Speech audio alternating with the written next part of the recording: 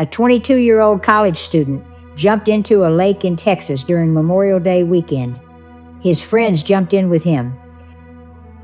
They swam in the same water, same lake, same dock, same afternoon, but only one of them came home with something already moving toward his brain. 4 days later, he could not smell coffee. 6 days later, he forgot his roommate's name. 8 days later, doctors placed him into a medically induced coma while his brain began swelling against the inside of his skull. And here is the part that terrified the infectious disease team. By the time symptoms appear, there is usually nothing left to save.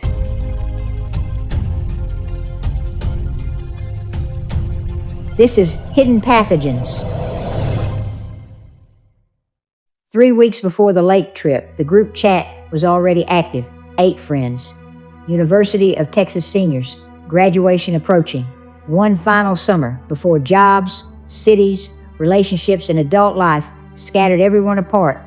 The plan was simple. Lake Travis, boat rentals, beer coolers, swimming until sunset. Nobody talked about danger because nobody associated danger with fresh water. The human brain does not naturally fear lakes. Lakes feel peaceful, safe, natural. That assumption would eventually kill one of them. Ethan Mercer and Luke Navarro had been best friends since sophomore year, but they approached risk differently. Luke was careful, not paranoid, just cautious. He checked weather apps, ride warning signs. Refused to drive drunk. Always wore sunscreen. Ethan thought it was funny. He called Luke human OSHA. Ethan's philosophy was simpler. If millions of people do it, it's probably fine. That sentence sounds reasonable until the rare thing happens to you. Remember that. Because by the end of this story, only one of them will still trust his own body. Lake Travis looked perfect that afternoon. Blue water, bright heat, boats crossing slowly through the distance, children jumping from docks, music echoing across the shoreline. The air temperature reached 102 degrees. The water was unusually warm. That detail matters because warm fresh water creates ideal conditions for something microscopic, something ancient, something that survives by consuming living tissue. Nobody at the lake knew it was there because you cannot see it, you cannot smell it, and by the time it reaches your brain, you are already dying. Around 4:17 p.m., Ethan climbed onto the edge of the dock. Someone filmed him on a phone. The footage still exists, laughing, beer in one hand, friends yelling below. Then he jumped, feet first, straight into the lake. When he surfaced, he wet water from his face violently, then laughed. Water went straight up my nose. Everybody laughed with him. Nobody realized that moment may have sealed his fate. Because somewhere inside that warm fresh water, there was an amoeba, Naegleria fowleri. And unlike most microorganisms, this one does not need to be swallowed. It enters through the nose, then begins climbing. Naegleria fowleri is sometimes called the brain-eating amoeba. That phrase sounds exaggerated. It is not. The organism lives naturally in warm, freshwater, lakes, rivers, poorly chlorinated. Millions of people swim safely every year. Most will never encounter it. But when the amoeba enters the nasal cavity under the right conditions, it attaches to the olfactory nerve. Then it begins traveling upward, directly toward the brain, not through the bloodstream, not through the stomach, directly through the nervous system itself. While Ethan drove home that night listening to music, microscopic organisms were already climbing through the inside of his skull. He had no idea. For 3 days, Ethan felt completely normal. That is what makes infections like this so terrifying. There is a silence period, a delay. The body appears healthy while catastrophe develops invisibly. Ethan unpacked from the trip, went to the gym, played video games, met friends for tacos. His mother called Wednesday night. He sounded completely fine. No fever, no confusion, no warning. Meanwhile, inside his skull, inflammation had already begun. The amoeba was feeding. Day 4. Ethan woke up unable to smell coffee. That detail seemed small, almost stupid. He joked about COVID, but by noon, a headache formed behind his forehead. Date pressure, not sharp pain, pressure, like something expanding inside his skull. He took ibuprofen. No improvement. That night he vomited once in the bathroom sink. Luke told him to go to urgent care. Ethan refused. I probably just got dehydrated at the lake. That sentence would replay in Luke's head for years. The human brain cannot feel pain directly, but the structure surrounding it can. When inflammation builds inside the skull, pressure increases. The brain begins pressing against membranes, nerves, blood vessels. Headaches intensify. Nausea appears. Light sensitivity follows. Confusion begins. And because the skull cannot expand, there is limited room for swelling. That becomes important later. Very important. 5. Because what kills many brain infections is not the organism itself. It is the pressure. By Friday morning, Ethan could barely tolerate light. He finally visited urgent care. The waiting room doctor suspected viral meningitis, which made sense. A 5, young patient. Fever, headache, vomiting. Nothing immediately suggested something rarer. Then came the question that almost changed everything. Any recent travel? Ethan said no, because people do not think of lakes as travel exposure. Nobody asked about fresh water. Nobody asked whether water entered his nose. Nobody considered Naegleria Fowleri, because most doctors never encounter it. And because they never encounter it, they do not think about it. Ethan was sent home. That night was the last normal night of Ethan's life. At 2:13 a.m., Luke woke to a crash inside the apartment. Ethan stood in the kitchen, staring at an open refrigerator, not moving, milk dripping onto the floor. Luke asked if he was okay. Ethan answered slowly, too slowly. Then he asked a question that made Luke's stomach tighten. What day is it? The confusion lasted only seconds. Then Ethan seemed normal again, but neurological symptoms rarely move backward. Once the brain begins failing, it usually continues. Saturday morning. Fever, 103, vomiting, confusion, severe headache. Now doctors became concerned. Blood work, a 5 CT scan, lumbar puncture. The spinal fluid showed massive inflammation. Doctors suspected bacterial meningitis. Antibiotics started immediately. But something felt wrong. The progression was too fast, too aggressive. And then Ethan had his first seizure.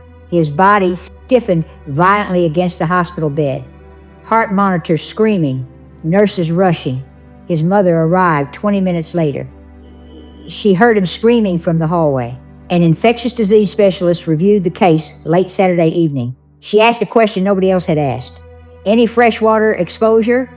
Luke answered immediately. Lake Travis. A 5 4 days ago. The doctor stopped writing. Her expression changed, not panic recognition, and that terrified Luke more than panic would have, because recognition meant she already knew what this might be, and she already knew how this usually ends. The full name is horrifying, primary amoebic meningoencephalitis, PAM, an infection caused by Naegleria fowleri entering the brain, globally rare, almost always fatal. Symptoms begin like ordinary meningitis, then rapidly progress into seizures, hallucinations, confusion, coma, death. Mortality rate is so high that doctors often describe survival as extraordinary. That is why the specialist's face changed, because by the time symptoms appear, the amoeba has usually already reached deep brain tissue. Here is what was happening inside Ethan's skull. The amoeba had traveled through the olfactory nerve into the frontal lobe. Once there, it began consuming brain tissue, not metaphorically. Literally, the organism feeds using structures called food cups, tiny suction-like mechanisms that attach to cells and tear them apart. As tissue dies, inflammation explodes, fluid accumulates, pressure rises. Neurons misfire, the brain begins swelling inside a closed container that cannot expand. Imagine your brain slowly inflating inside a locked box. At 5, That is what Ethan's body was experiencing. At 1:42 a.m., Ethan's younger sister searched brain-eating amoeba survival rate. The first result said over 97% fatal. She closed the laptop immediately, then opened it again because humans cannot resist terrifying information once fear begins. She read case reports, symptoms, deaths, hospital timelines. Most patients died within days. Some never woke up after entering intensive care. She did not tell her parents what she found, but the panic had already started.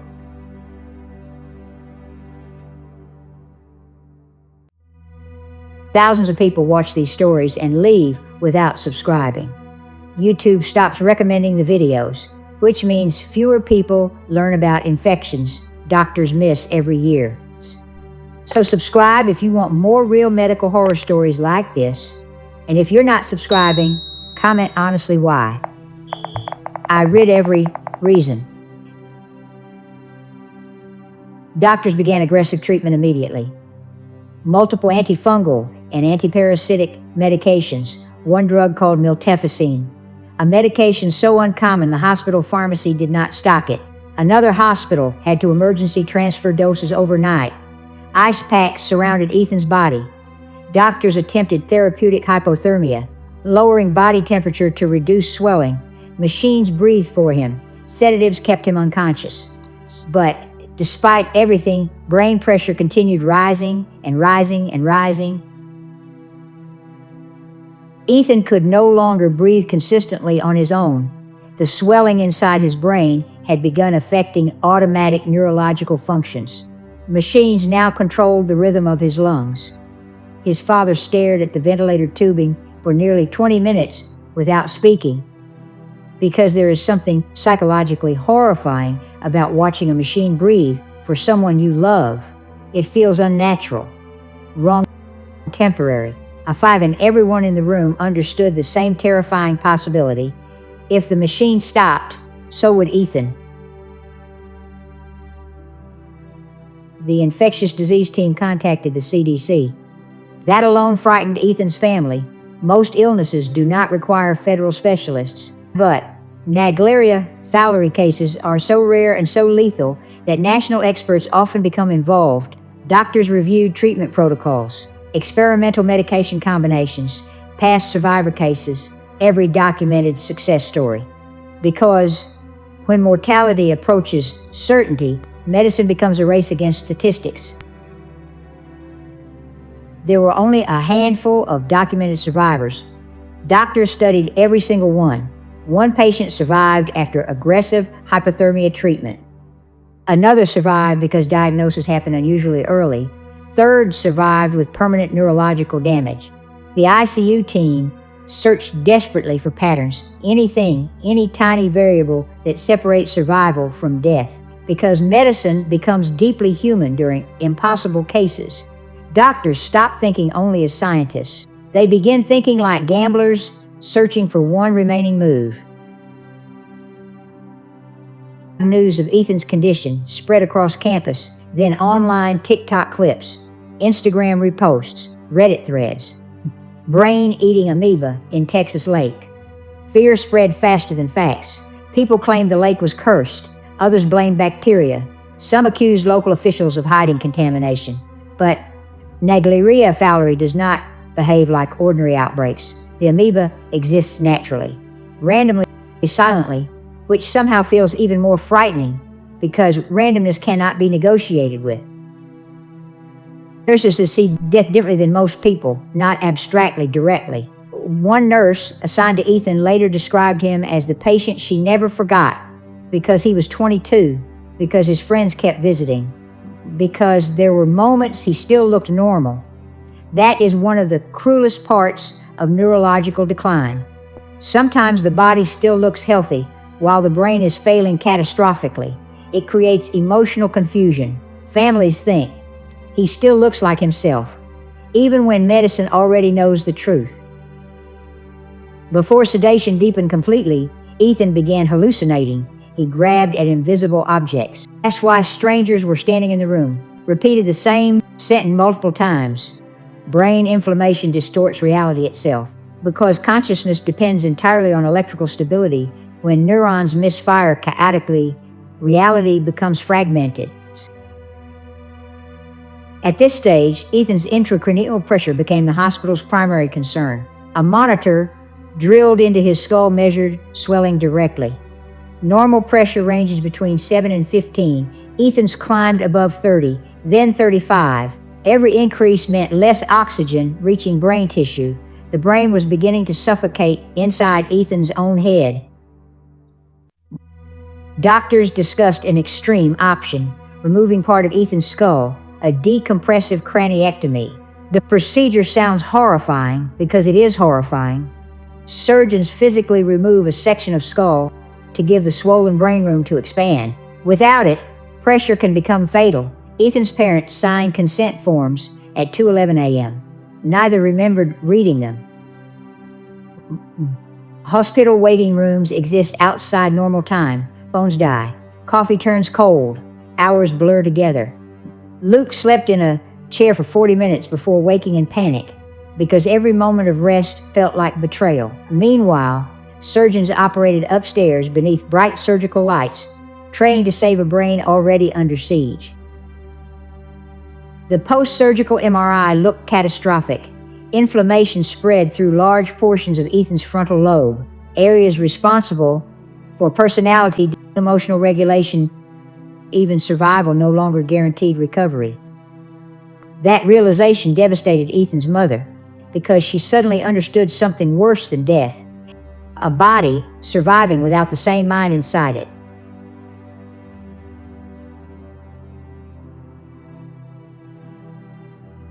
Naegleria fowleri is not hunting humans. That makes the story stranger. Humans are accidental victims. The organism normally feeds on bacteria in warm, fresh water. But inside the human nervous system, it behaves differently. The immune system responds explosively. Inflammation spirals out of control, and the brain becomes collateral damage. Nature does not require intention to become deadly. A pathology resident showed Luke medical images from previous cases. Brain tissue damaged by amoebic infection, hemorrhage, necrosis, swelling. Luke looked away after 3 seconds because once horror becomes biological reality, it stops feeling cinematic. It becomes unbearable. After Ethan's diagnosis, his friend group stopped swimming entirely. Lakes felt different now, not peaceful, threatening. One microscopic organism permanently altered how they experienced nature. That is how trauma reshapes perception. The world itself changes, not physically, psychologically. Online discussions exploded. Never swim again. Texas lakes are deadly. Tap water enters your brain. Fear creates misinformation rapidly. Doctors was repeatedly clarified. Naegleria infections remain extraordinarily rare. But rarity provides little comfort when someone you know becomes the exception. Luke watched the doc video every night. Ethan laughing, splashing water, alive, healthy. The brain struggles to process sudden transformation. One moment normal. Days later, catastrophic neurological collapse. Humans emotionally expect transitions to happen slowly. Infections like this destroy that assumption.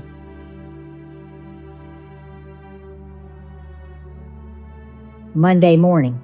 The ICU team noticed asymmetry in Ethan's pupils. One enlarged, one slower to react. A terrible sign. The swelling had begun physically shifting structures inside his skull. Brain herniation was beginning. Doctors intensified every intervention available, but some neurological thresholds cannot be reversed once crossed. A neurologist entered the consultation room quietly. Families recognized that walk immediately. The slower pace, the careful tone. The chair pulled closer. He explained brainstem function, probability, neurological devastation. Ethan's father interrupted once. Is he suffering? The doctor paused before answering. That pause told them everything. Doctors performed neurological reflex testing, light response, pain response, brainstem reflexes. The room felt impossibly silent. Machines beeped softly. Everyone watched tiny movements, searching for hope. Hope had become microscopic. Humans are evolutionarily programmed to fear invisible contamination, parasites, disease, rot. Stories involving infection bypass ordinary entertainment and trigger survival psychology directly. The viewer imagines, that could happen to me. That is why ordinary activities turning catastrophic create such intense emotional retention. The brain treats the story like preparation, not fiction. The electroencephalogram showed minimal organized activity. Electrical silence spreading across areas once responsible for Ethan's thoughts, memories, humor, dreams, plans, everything that made him himself. Neurological death is psychologically horrifying because identity disappears before the body does. Friends began receiving messages one by one. Please come to the hospital. Nobody asked what that meant. They already knew hospitals develop emotional gravity during crises. People arrive quietly, speak softly, avoid eye contact. Now 5, as if volume itself might break reality permanently. Ethan's parents faced the impossible question. Continue maximal intervention or let him go. There is no training for decisions like that. No correct emotional response. Only exhaustion, fear, and grief arriving too early.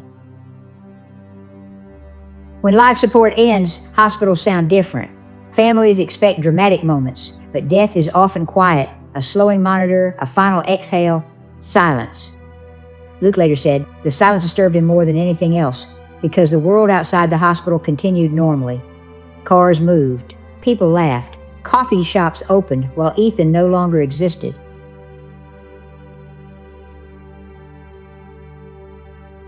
The funeral photo slideshow destroyed everyone. Lake trips, graduation parties, late-night apartment videos.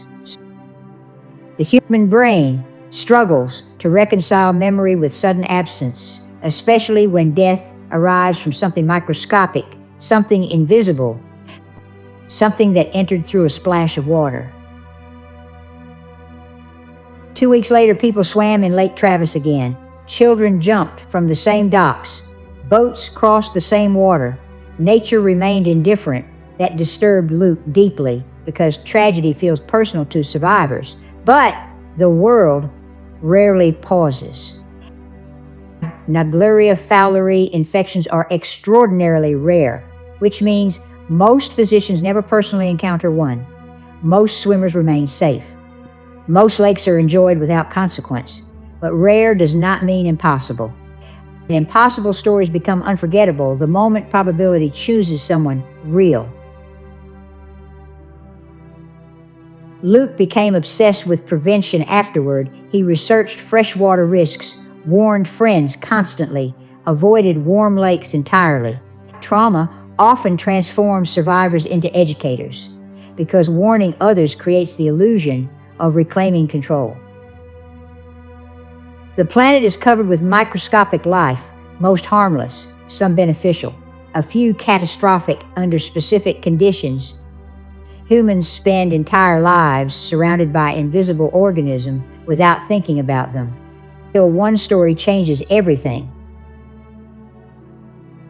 Months later, Luke reopened the doc video one final time. Ethan jumps. Water splashes upward. Then the sentence. Water went straight up my nose. At the time, it sounded funny. Now it sounded like the exact moment the rest of the story began. Thousands of people swam in Lake Travis that summer. Families, children, tourists, students. Most went home safely. One did not. That is what makes invisible infections psychologically terrifying. Not because they are common, but because they are ordinary until suddenly they are not. One jump, one rush of water through the nose, one microscopic organism. Then days later, confusion, headaches, seizures, intensive care. And by the time anyone understands what is happening, infection is already inside the organ that makes you who you are. The human brain evolved to fear predators with teeth, but some of the deadliest things on Earth are too small to see. If you made it this far, you sat through one of the most disturbing medical cases on the internet. Most viewers leave long before the ending, so subscribe and become part of Hidden Pathogens. And if you watched all the way through, but still don't want to subscribe, go to the comments and tell me exactly why this channel didn't earn it yet. This is Hidden Pathogens. I will see you in the next waiting room. Good night.